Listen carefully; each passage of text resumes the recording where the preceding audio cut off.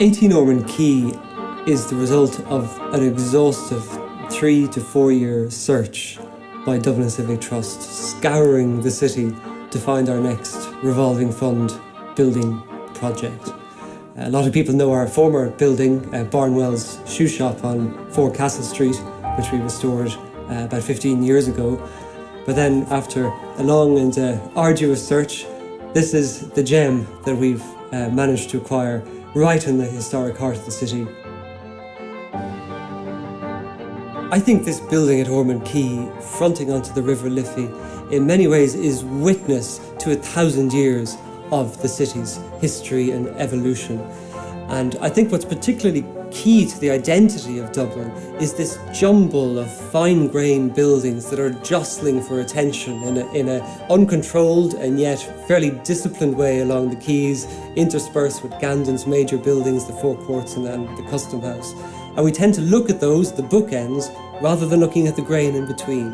And this building represents that in its entirety. Dublin is a very strange city in how it presents itself. We have very plain buildings, plain brick barns as they're often called, and it's very easy to modify a building in the incorrect way so that buildings look really unassuming to the street. The brick is covered with render, you end up with a roller shutter or plastic signage, and suddenly it becomes an innocuous, unremarkable thing on the street. And yet it's when you go behind these facades that you realise that so much hasn't changed in a lot of cases. And this building is just an example of that. We have a beautiful mid-19th century building at the front that has earlier layers in it, a much older 1760s house positioned to the back. But outside we have a slurry of grim institutional render that's covering both and makes it look like an industrial factory. And that's the thing that we want to do. We want to strip those layers off and bring it back, bring both buildings back to their former glory. The majority of people it would probably scare the life out of. Not us, we do it on a regular basis. You don't really figure out the challenges in full until such time we start to open up the building. So we have an idea of what's going on, but predominantly when the buildings open up we find the real challenges. The condition of the cement render that was on the building, was this actually holding the building together or was it not? It was significantly heavy, so we were hugely concerned about that. The building revealed itself very early stages. There was a piece of signage on the gable. The minute we were able to remove that, we found some of the original wig pointing. We didn't have to make something up, we didn't have to guess. All we now had to do was match what was originally there. Wig pointing is known as Irish wigging. It's different from the point of an English tuck pointing. It's done in reverse. It is particularly skilled. There is a lot of it done around Dublin city. The bricks wouldn't have been laid as sharp as they would be nowadays, and this was a way of showing accurately gauged brickwork. So it sharpened up the elevation and made it look very smart.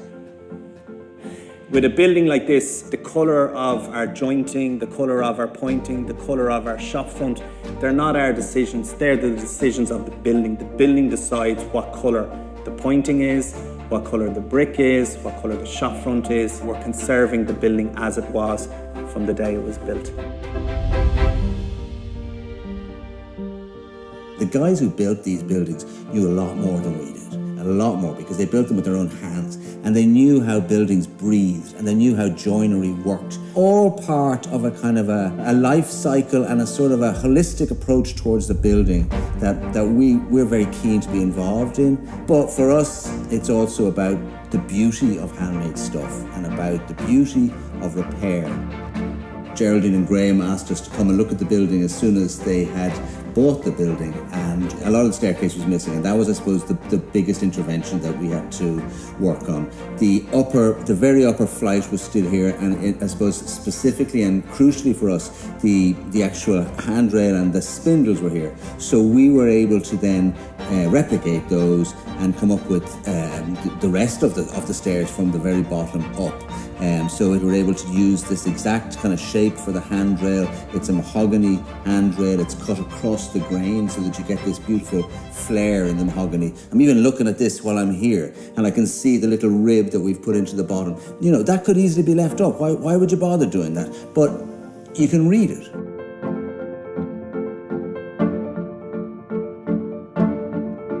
The Civic Trust were very keen to use wallpapers in their restoration of the interiors here, but unfortunately no fragments of the wallpapers that had been used in the house survived. Back then, in the 1840s, as now, there would have been patterns that were designed for bedrooms, patterns that were designed for entrance halls and stairways, and patterns designed for the more formal rooms where people congregate, such as drawing rooms or dining rooms.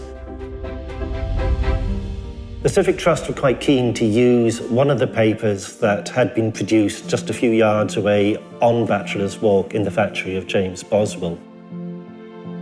We were lucky to have a choice of around half a dozen of Boswell's patterns that he'd registered for copyright.